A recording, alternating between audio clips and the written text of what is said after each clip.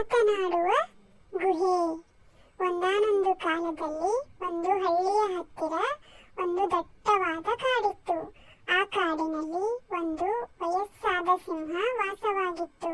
ಅದು ಒಂದು ದಿನ ಮೊಲವನ್ನು ನೋಡಿ, ಅರೆ ವಾ, ಇದು ಇಷ್ಟು ಸುಂದರವಾಗಿದೆ, ಇದರ ಮಾಂಸವು ಅಷ್ಟೇ ರುಚಿಕರವಾಗಿರುತ್ತದೆ ಎಂದು ಅದರ ಮೇಲೆ ಬೇಟೆಯಾಡಲು ಎಗರಿ ಹೋಯಿತು. ಆದರೆ ಆ ಮೊಲವು ಅದನ್ನು ಓಡಾಡಿಸಿ ಬಿಟ್ಟಿತು. ಅದು ಸಿಂಹಕ್ಕೆ ಸಿಗಲೇ ಇಲ್ಲ. ಸಿಕ್ಕಾಪಟ್ಟೆ ಜೋರಾಗಿ ಓಡಿ ಹೋಗಿ ಬಿಟ್ಟಿತು. ಆದರೆ ಸಿಂಹವು ನಿರಾಸೆಗೊಂಡಿತು. ಏನಿದು, ಆಸೆ ಪಟ್ಟ ಮೊಲವು ಓಡಿ ಹೋಯಿತು, ನನ್ನ ಹೊಟ್ಟೆ ಹಸಿವು ನೀಗಲಿಲ್ಲವಲ್ಲ ಎಂದು ಅದು ಕೆಳಗೆ ಕುಳಿತುಕೊಂಡಿತು. ಅದರ ಹತ್ತಿರ ಒಂದು ಮರದ ತುಂಡು ಬಿದ್ದುಕೊಂಡಿತ್ತು ಮತ್ತು ಅದರ ಲಕ್ಷ್ಯ ಒಂದು ಮರದ ಹತ್ತಿರ ಕುಳಿತು ಹಣ್ಣು ತಿನ್ನುತ್ತಿರುವ ಅಳಿಲನ್ನು ಕಂಡಿತು. ಅದು ನಿರಾಸೆಯಿಂದ ಈ ಪ್ರಾಣಿ ನನ್ನ ಹೊಟ್ಟೆ ತುಂಬಿಸುವುದೇ ಎಂದು ಯೋಚಿಸಿ ಆ ರೆಂಬೆಯನ್ನು ಬಾಯಲ್ಲಿಟ್ಟುಕೊಂಡಿತು. ಅದರ ಹಲ್ಲು ನೋವಾದವು. ಆಗ ಅದು ಈ ಅಳಿಲನ್ನಾದರೂ ತಿನ್ನಲೇಬೇಕು ಎಂದು ಯೋಚಿಸತೊಡಗಿತು. ಅದು ಈ ಅಳಿಲನ್ನಾದರೂ ತಿನ್ನೋಣವೇ ಎಂದು ಅದರ ಕಡೆ ನೋಡತೊಡಗಿತು ಮತ್ತು ಅದು ಮಾತನಾಡತೊಡಗಿತು. ಇದರಿಂದ ನನ್ನ ನಾಷ್ಟ ಹಸಿವಾದರೂ ನೀಗುವುದು ಎಂದು ಅದು ಅಳಿಲನ್ನು ನೋಡತೊಡಗಿತು. ಅಳಿಲಿನ ಹತ್ತಿರ ಎಗರುತ್ತಾ ಓಡಿ ಬಂದಿತು. ಆದರೆ ಅಳಿಲು ಇತ್ತ ರುಚಿಕರವಾದ ಹಣ್ಣನ್ನು ತಿನ್ನುತ್ತಿತ್ತು. ಸಿಂಹ ಓಡಿ ಬರುತ್ತಲೇ ಅದು ಓಡಿ ಹೋಗಿಬಿಟ್ಟಿತು. ಸಿಂಹ ಆ ಮರಕ್ಕೆ ಡಿಕ್ಕಿ ಹೊಡೆದು ತಲೆ ಹಚ್ಚಿ ಬಿದ್ದು ಬಿಟ್ಟಿತು ಮತ್ತು ನಿರಾಸೆಗೊಂಡಿತು. ಈ ಅಳಿಲು ನನಗೆ ಸಿಗಲಿಲ್ಲವಲ್ಲ ಎಂದು. ಆದರೆ ಅಳಿಲು ಓಡಿ ಹೋಗಿತ್ತು. ಅಷ್ಟರಲ್ಲಿ ಮತ್ತೆ ನಿರಾಸೆಗೊಂಡು ಅದು ಕಾಡಿನಲ್ಲಿ ಓಡಾಡತೊಡಗಿತ್ತು.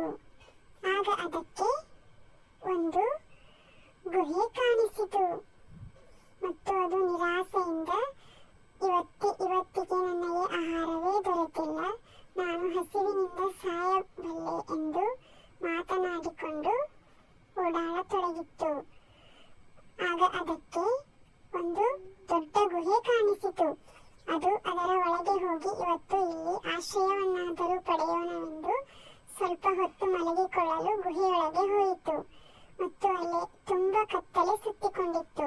ಅದನ್ನು ಕಂಡು ಅದು ಹೇಳಿಕೊಂಡಿತು, ಅರೆ, ಇಲ್ಲಿ ಯಾವುದೇ ಆದರೂ ಒಂದು ಪ್ರಾಣಿ ವಾಸವಿರಲೇಬೇಕು, ಹಾಗಾದರೆ ಅದು ಇಲ್ಲಿ ಬರುತ್ತದೆ ಎಂದು ಯೋಚಿಸಿ ಒಳಗೆ ಕುಳಿತಿತು.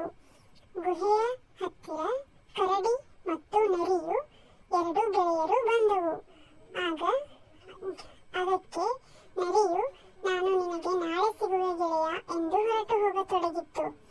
ಆದರೆ ನರಿ ಅದಕ್ಕೆ ಹೇಳಿತು, ಏ ಗೆಳೆಯ, ತಡಿ, ಇಲ್ಲಿ ನೋಡು, ಯಾವುದೋ ಪ್ರಾಣಿ ಗುಹೆಯ ಒಳಗೆ ಹೋದ ಹಾಗಿದೆ, ಹೆಜ್ಜೆ ಗುರುತುಗಳಿವೆ, ನೀನು ಹುಷಾರು, ನಿನ್ನನ್ನು ಬೇಟೆಯಾಡಿ ಬಿಡುತ್ತದೆ, ಒಳಗೆ ಹೋಗಬೇಡ, ತಡಿ, ನಾವು ತಿಳಿದುಕೊಳ್ಳೋಣ ಒಳಗೆ ಯಾರು ಹೋಗಿರಬಹುದೆಂದು ಎಂದು ಹೇಳಿತು. ಅದಕ್ಕೆ ಕರಡಿಯು, ಹೌದು ಗೆಳೆಯ, ಇರಬಹುದು, ಹೆಜ್ಜೆ ನೋಡಿದರೆ ಯಾವುದೇ ಕ್ರೂರ ಪ್ರಾಣಿ ಇರಬಹುದೆಂದಿತು. ಅದಕ್ಕೆ ಅದು ಮಾತನಾಡತೊಡಗಿತು. ನಾನು ಒಂದು ಉಪಾಯ ಮಾಡುತ್ತೇನೆಂದು ನರಿ ಒಂದು ಉಪಾಯವನ್ನು ಮಾಡಿತು. ಆಗ ಅದು ಗುಹೆಯೊಂದಿಗೆ ಮಾತನಾಡುತ್ತೇನೆ ಎಂದು ಮಾತನಾಡತೊಡಗಿತು. ಅದು ಹೇಳಿತು, ಓ ಗೆಳೆಯ, ನೀನು ಯಾಕೆ ನನ್ನ ಜೊತೆ ಮಾತನಾಡುತ್ತಿಲ್ಲ, ಮಾತನಾಡು, ನಾನು ಬಂದಿದ್ದೇನೆ ಎಂದು.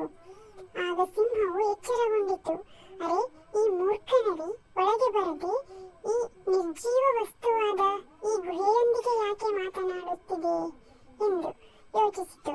ಮತ್ತೆ ನರಿಯು, ನೀನು ಮಾತನಾಡದಿದ್ದರೆ ನಾನು ಒಳಗೆ ಬರುವುದಿಲ್ಲ ಎಂದು ಹೇಳಿತು. ಆಗ ಸಿಂಹಕ್ಕೆ, ನಾನು ಮಾತನಾಡಲೇಬೇಕು, ಇಲ್ಲದಿದ್ದರೆ ಈ ಬೇಟೆಯು ಕೈತಪ್ಪಿ ಹೋಗಿಬಿಡುತ್ತದೆ ಎಂದು, ನೀನು ಒಳಗೆ ಬಾ, ನಾನು ಇಲ್ಲೇ ಇದ್ದೇನೆ, ಒಳಗೆ ಕುಳಿತು ಮಾತನಾಡೋಣ ಎಂದು ಹೇಳಿತು. ಮತ್ತು ಅದು ಖುಷಿಯಲ್ಲಿತ್ತು ನರಿ ಒಳಗೆ ಬರುತ್ತದೆ ಎಂದು. ಆದರೆ ನರಿಯ ಲೆಕ್ಕಾಚಾರವೇ ಬೇರೆಯಾಗಿತ್ತು.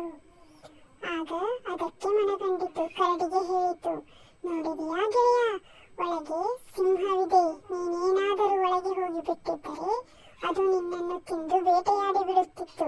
ನೀನು ಇವತ್ತು ನನ್ನೊಟ್ಟಿಗೆ ಬಾ ಅಂತ ಅದನ್ನು ಕರೆದುಕೊಂಡು ಹೋಯಿತು.